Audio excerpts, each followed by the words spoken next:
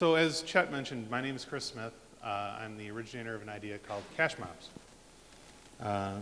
And I was honored to be invited here today to talk to you about it, about how the idea got started, where it came from, and how it spread, which you'll see on this map behind me as I go through the talk.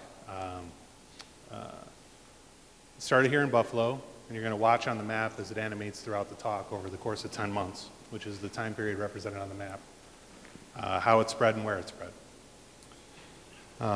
Is everybody here familiar with the idea of a cash mob? If you know what it is, raise your hand. Not surprising, because we're in Buffalo, and that's where we do it. But for those who don't know, the idea was simple.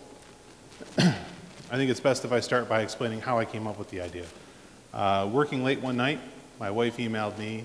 She had purchased another social coupon of some kind. There's dozens of the sites that do these things. It was something for our kids to do. And I had just finished reading an article, coincidentally, about how these social couponing sites are often really great for mid-sized business and large-scale business, but not so great for small business.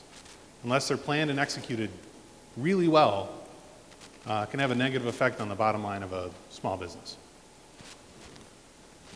Now, these businesses are really just trying to use social media tools to expand their business, put a little more food on their table, meet some new customers, things of that nature. So there had to be a better way. So, I got to thinking about flash mobs.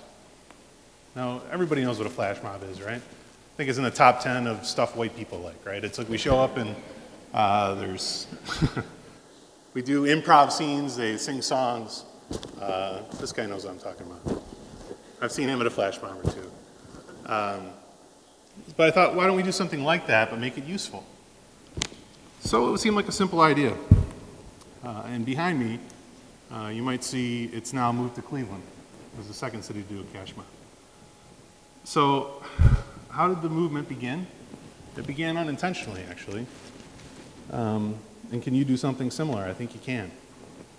I think if you want to start with a passionate idea, what are you passionate about? What are you going to sell people on? For me, I'm passionate about Buffalo, where I live. I grew up here. I left. I came back. When I moved back, I found all the things that I was looking for in other cities that I had missed. There's an ethnography in Buffalo. There's generational roots. It's a special place that reflects the American dream in a lot of ways to me. It's a place where people can afford to have the American dream. And there's a sense of community here that you don't find in a lot of other places. So I thought, generally speaking, I think what informs how this idea is spread is that we're sending a little bit of Buffalo out with it. I think the values we have here are values people want to incorporate into their own communities.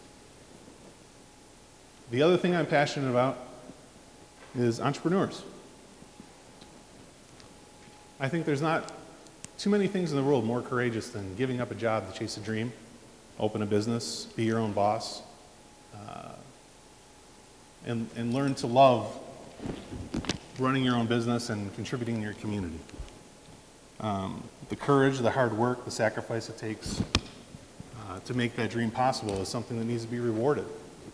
Because I think those businesses, to me, are the backbone of America. I know it's trite and we hear politicians say it all the time, but it's true. These businesses employ the majority of Americans. They generate the majority of wealth. And these are the businesses that make a collection of buildings and streets a place. When we have small business in our community, you've probably just seen a burst on the screen, which is pretty cool. This is how far the idea is spread. But these businesses, they build the basis, the foundation for our community. And they've made an investment in our community by opening their doors. And we need to make an investment back in them. So that's what this idea was all about. And I know that in today's economy, we need big corporations, big stores to kind of give us the scale for the things we need. We shop at Target and Walmart and bigger stores like that for the things we need, and we reserve our money for small business for more like the things we want. But maybe we can grow these stores into being the kind of places that give us the things we need. If we stop in a little more often, spend our money there a few more times a month. Because I think, in essence, what is special about small business is the one-on-one relationship we build with that business owner. Like in Buffalo, we all have a guy, right?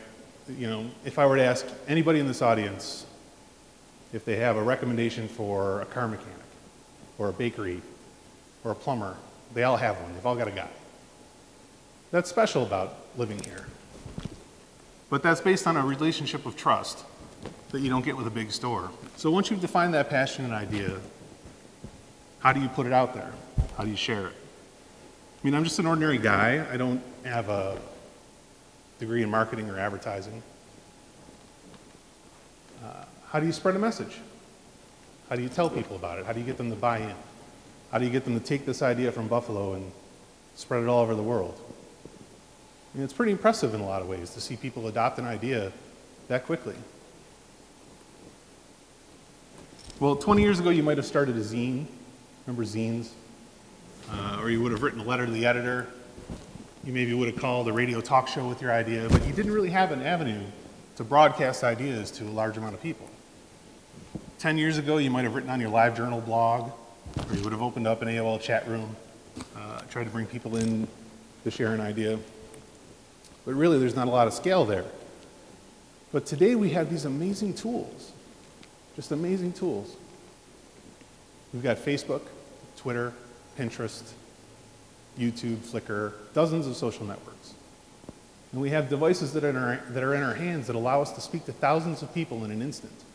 Imagine if you took your phone back 50 to 60 years and you showed people that in the palm of your hand, you would hold a device that would connect you to the entirety of the world's information in your hand, and that you could communicate to thousands of people instantaneously.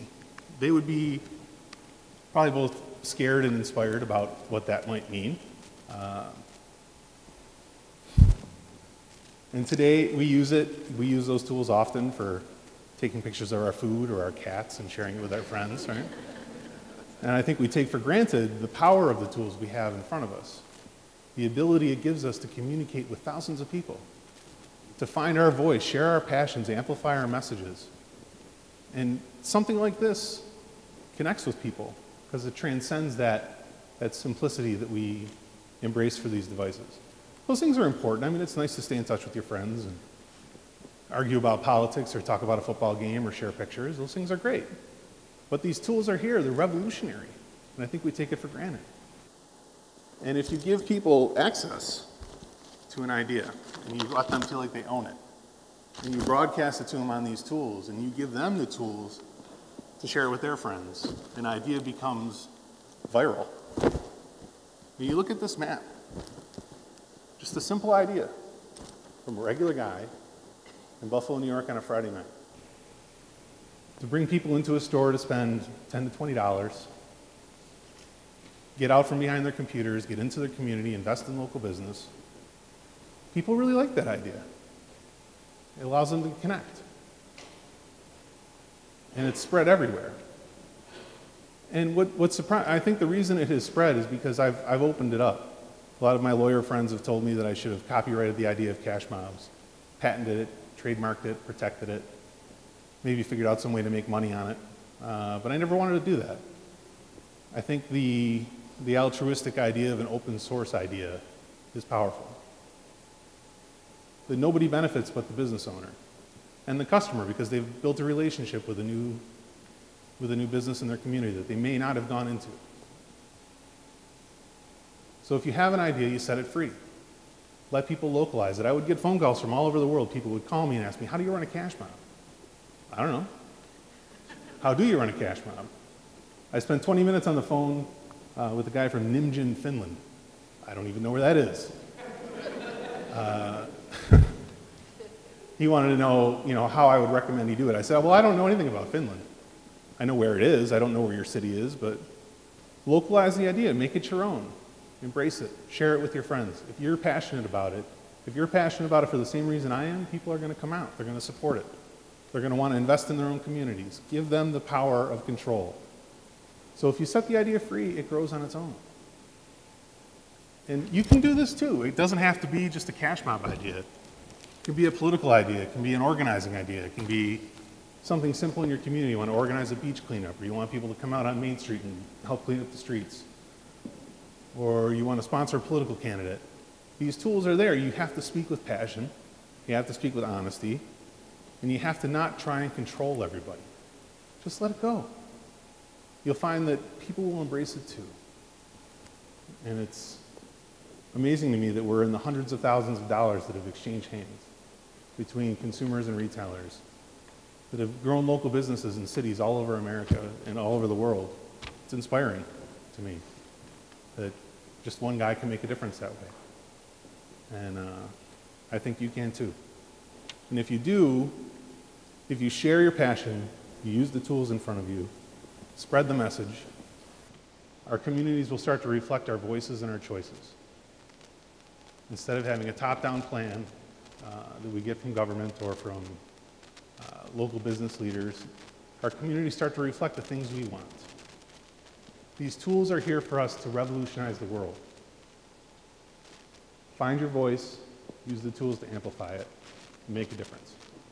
Thank you very much.